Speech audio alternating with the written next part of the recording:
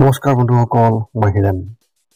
আজি আপোনালোকক এই ভিডিঅ'টোৰ জৰিয়তে আগবঢ়াইছোঁ যে আপোনালোকৰ এই 2025 বৰ্ষৰ এই মাহটোত মীন ৰাশিৰ ব্যক্তিসকলে কেনেধৰণৰ ফলাফল লাভ কৰিব তাৰে সম্পূৰ্ণ তথ্য আপোনালোকক এই ভিডিঅ'টোৰ জৰিয়তে আগবঢ়াইছোঁ, যাতে আপোনালোকৰ সঠিক তথ্য লাভ কৰিব পাৰে। প্ৰথমে মোৰ এই চেনেলটো আপোনালোকে ছাবস্ক্ৰাইব কৰি থ'ব, যাতে মোৰ পিছৰ ভিডিঅ'বিলাক আপোনালোকে সহজে লাভ কৰিব পাৰে। লগতে মোৰ ভিডিঅ' যদি ভাল লাগে তেন্তে লাইক আৰু শ্বেয়াৰ কৰিব, কমেণ্ট কৰি আপোনালোকৰ মনোভাৱ প্ৰকাশ কৰিব। এতিয়া আহোঁ মূল বিষয়লৈ। আজি আমি জানিম এই 2025 বৰ্ষৰ এই মাহটোত সম্পূৰ্ণ ৰাশিফলৰ বৰ্ণন। আমাৰ সকলোৰে মনত এটা কৌতূহল আছে যে আগন্তুক মাহটো আমাৰ বাবে কেনেকুৱা হ'ব। বহু ধৰণৰ প্ৰশ্ন আমাৰ মনত উদয় হয়, যেনে ব্যৱসায় বা চাকৰিৰ ক্ষেত্ৰত অগ্ৰগতি হ'বনে নহয়, বা কিবা নতুন প্ৰত্যাহ্বানৰ সন্মুখীন হ'বলগীয়া হ'ব নেকি, এনেধৰণৰ বহুতো প্ৰশ্ন। সেয়েহে আপোনালোকক এই ভিডিঅ'টোৰ জৰিয়তে ৰাশি আৰু ৰাশিফলৰ ওপৰত ভিত্তি কৰি ৰাশিফলৰ ওপৰত বিভিন্ন গ্ৰহ আৰু নক্ষত্ৰমণ্ডলৰ প্ৰভাৱ আৰু গতিবিধিৰ বিষয়ে অধ্যয়ন কৰিছোঁ। এই কথা মনত ৰাখি আমি আপোনালোকক এই 2025 বৰ্ষৰ এই মাহটোত ৰাশিফলৰ মতে সঠিক মূল্যায়ন কৰিছোঁ, যাতে আপোনালোকে সেই অনুসৰি প্ৰস্তুতি চলাব পাৰে। আপোনালোকে এই ভিডিঅ'ত আপোনালোকৰ পৰিয়াল, আৰ্থিক, কেৰিয়াৰ, শিক্ষা, প্ৰেম আৰু স্বাস্থ্যৰ লগতে আৰু বিভিন্ন তথ্য আপোনালোকে এই ভিডিঅ'ত লাভ কৰিব। ইয়াৰ দ্বাৰা আপুনি জানিব পাৰিব যে আপোনাৰ ৰাশিফলৰ অনুসৰি কি কি প্ৰস্তুতি চলাব লাগিব। গতিকে আপোনাৰ ৰাশিফল অনুসৰি প্ৰস্তুতি চলাওক। অৱশ্যে আপোনালোকক এইটো জনা উচিত যে এই ভিডিঅ'টোত দিয়া যি তথ্য, এই তথ্য কোনো ব্যক্তি হিচাপে নহয়, ৰাশিফলৰ ওপৰত হোৱা যি প্ৰভাৱ, সেই প্ৰভাৱৰ বিবেচনা অনুসৰিহে এই ভিডিঅ'ত উল্লেখ কৰা হৈছে এই সকলোবোৰ তথ্য। গতিকে এনেদৰে আপুনি আপোনাৰ জীৱনত ঘটিব পৰা সকলো কথাৰ তথ্য লাভ কৰক। গতিকে কোনো পলম নকৰাকৈ এতিয়া আমি এই 2025 বৰ্ষৰ এই মাহটোত যি ৰাশিফলৰ বৰ্ণন, সেই ৰাশিফলৰ বৰ্ণন আপোনালোকক আগবঢ়াবলৈ আগবাঢ়িছোঁ। সৰ্বপ্ৰথম পাৰিবাৰিক জীৱনৰ ক্ষেত্ৰত এনেধৰণৰ। এই মাহত আপোনাৰ পৰিয়ালৰ কথাবোৰ সুকলমে হোৱাৰ সম্ভাৱনা নাই। বৃদ্ধি পোৱাৰ খৰচে আপোনাৰ পৰিয়ালটোক এক কঠিন পৰিস্থিতিত পেলাব পাৰে, য'ত আপোনালোকৰ মাজত কিছুমানে অন্ততঃ গুৰুতৰ সমস্যাৰ সন্মুখীন হ'ব পাৰে। আপোনাৰ খৰচৰ পৰিকল্পনা আগতীয়াকৈ ভালদৰে পৰিকল্পনা কৰক। আপোনাৰ পৰিয়ালৰ মহিলা সদস্যসকলৰ সৈতে বা পুৰুষ সদস্যসকলৰ সৈতে আপোনাৰ সম্পৰ্ক গুৰুতৰভাৱে টান হোৱাৰ সম্ভাৱনা আছে। বিশেষকৈ আপোনাৰ পত্নী বা আপোনাৰ স্বামীৰ ক্ষেত্ৰত এই কথা সঁচা হ'ব। এনে পৰিস্থিতিত আপুনি কৌশলী আচৰণ কৰিব আৰু অশান্ত স্থানলৈ যোৱাৰ ক্ষেত্ৰত দক্ষ হ'ব লাগিব। শিশুৱে আপোনাৰ বোজা লঘু কৰিবলৈ একোৱেই নকৰিব আৰু তেওঁলোকৰ কাৰ্যকলাপ তীক্ষ্ণভাৱে নিৰীক্ষণ কৰিব লাগিব। শিক্ষা আৰু কেৰিয়াৰ ক্ষেত্ৰত এনেধৰণৰ। এই মাহত কাৰিকৰী ছাত্ৰ ছাত্ৰীসকলে নিজৰ পাঠ্যপুথিৰ প্ৰতি অতিৰিক্ত মনোযোগ দিব লাগিব। যদিও কাৰ্যত তেওঁলোকৰ প্ৰদৰ্শন ঠিকেই থাকিব, সূক্ষ্ম কলাৰ ছাত্ৰ ছাত্ৰীসকলে নিজৰ স্থান অক্ষুণ্ণ ৰাখিবলৈ সংগ্ৰাম কৰিব লাগিব। বাস্তৱত আপোনালোকৰ বেছিভাগেই নিজৰ লক্ষ্যত উপনীত হ'বলৈ সংগ্ৰাম কৰিব লাগিব।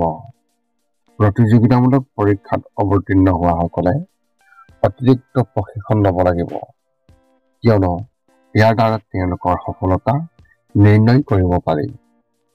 ব্যৱসায় আৰু চাকৰিৰ ক্ষেত্ৰত এনেধৰণৰ। এই মাহত আপোনাৰ সন্মুখত থকা যি নক্ষত্ৰৰ প্ৰভাৱ আপোনাৰ পেছাদাৰী কৃতিত্বৰ বাবে বৰ অনুকূল নহ'ব। কঠোৰ পৰিশ্ৰম কৰাৰ পিছতো আপুনি লাভ কৰিব বিচৰা সুবিধাসমূহ লাভ কৰাত কিছু অসুবিধা পাব। এইটোৱে যথেষ্ট নিৰুৎসাহিত কৰিব। ব্যৱসায় বা সেৱাৰ লগত জড়িত ভ্ৰমণৰ যি ইংগিত ইয়াৰো এক পোৱা গৈছে, কিন্তু ইয়াতো আশা কৰা ধৰণৰ সুবিধা আপুনি নাপাবও পাৰে। সাধাৰণতে যোগাযোগেও অতি সহায়ক হ'ব। সেয়েহে মূলতঃ নিজৰ দক্ষতা আৰু প্ৰচেষ্টাৰ ওপৰত নিৰ্ভৰ কৰিলে ভাল হ'ব। মুঠতে এইটো মাহ যিটো আপোনাৰ কেৰিয়াৰৰ সম্ভাৱনাৰ বাবে বৰ উৎসাহজনক নহয়। প্ৰেমৰ ক্ষেত্ৰত এনেধৰণৰ, যদি আপোনাক ক'বলৈ যাওঁ প্ৰেমৰ ক্ষেত্ৰত, তেন্তে এই মাহটো অলপ দুৰ্বল যেন লাগিছে। এফালে ৰাহুৰ সৈতে দ্বাদশ স্থানত অৱস্থিত শুক্ৰই আপোনাৰ অন্তৰংগ সম্পৰ্কত বৃদ্ধি দেখুৱাইছে আৰু বৃহস্পতিয়ে পঞ্চম স্থান আৰু সপ্তম স্থানক এছপেক্টন কৰি আপোনাৰ প্ৰেম জীৱন চম্ভালিবলৈ গুৰুত্বপূৰ্ণ ভূমিকা পালন কৰিব। কিন্তু আনফালে বিপৰীত প্ৰকৃতিৰ গ্ৰহ মংগল আৰু শনি একাদশ স্থানত আছে। মাহৰ আৰম্ভণি আপুনি জানিব যে আপুনি পঞ্চম ঘৰৰ দ্বাৰা আক্ৰান্ত হ'ব, যাৰ বাবে আপোনাৰ আৰু আপোনাৰ প্ৰিয়জনৰ মাজত সকলো স্বাভাৱিক নহ'ব পাৰে। বহু ধৰণৰ তৰ্ক আৰু কাজিয়াৰ সৃষ্টি হ'ব পাৰে। অবিবাহিত ব্যক্তিসকলৰ কথা যদি ক'বলৈ যাওঁ, তেন্তে তেওঁলোকে বিবাহৰ বাবে আগবাঢ়িব পাৰে। স্বাস্থ্যৰ ক্ষেত্ৰত এনেধৰণৰ, এই মাহৰ ভিতৰত আপুনি আপোনাৰ স্বাস্থ্যৰ প্ৰতি অতিৰিক্ত যত্ন আৰু মনোযোগ দি স্বাস্থ্যৰ অভাৱ পূৰণ কৰিব লাগিব। আপুনি হঠাতে তীব্ৰ ধৰণৰ ৰোগত আক্ৰান্ত হ'ব পাৰে, যাৰ ফলত এক চিন্তনীয় পৰিস্থিতিৰ সৃষ্টি হ'ব। তদুপৰি এনে পৰিস্থিতিত সৃষ্টি হ'ব পাৰে য'ত আপোনাৰ ব্যৱস্থাই পুষ্টিকৰ খাদ্যৰ পৰা কোনো ধৰণৰ লাভ নাপাব। এইটো নিজৰ বাবে বৰ বিৰূপ নহয় আৰু ই অলপ সময়ৰ ভিতৰতে সীমাবদ্ধ থাকিব। চিন্তা নকৰিব, কিন্তু পুনৰুদ্ধতামূলক ব্যৱস্থাত মনোনিৱেশ কৰক, যিবোৰ অতি সম্ভৱ। এইটো নিশ্চয়কৈ প্ৰতিকূলতাৰ সময়, কিন্তু অলপ অতিৰিক্ত সাৱধানতাৰে ইয়াৰ সৈতে কোনো গুৰুতৰ পৰিণতি নোহোৱাকৈ মোকাবিলা কৰিব পাৰে। মীন ৰাশিৰ ব্যক্তিসকলৰ ক্ষেত্ৰত বিশেষ তথ্য এনেধৰণৰ, এই মাহত আপোনাৰ পৰিয়ালটোৰ বাবে এই সময় নিশ্চিত ফলাফল দিব। কিছু শুভ কামৰ লগতে কোনো আত্মীয়ৰ দুখৰ খবৰো পাব পাৰে। সম্পত্তিৰ পৰা ভাল লাভ পোৱাৰ সম্ভাৱনা আছে।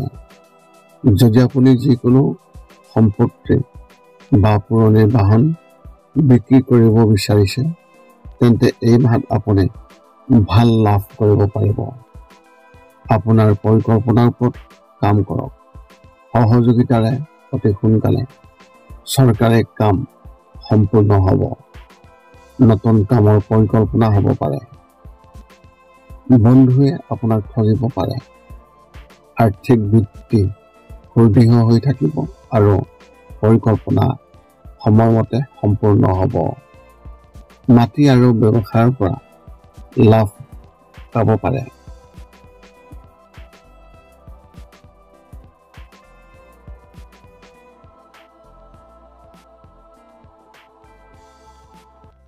এতিয়া আপুনি সকলো তথ্য লাভ কৰাৰ পিছত এই 5টা কাম কৰিবলৈ আপুনি যিমান পাৰি চেষ্টা কৰক।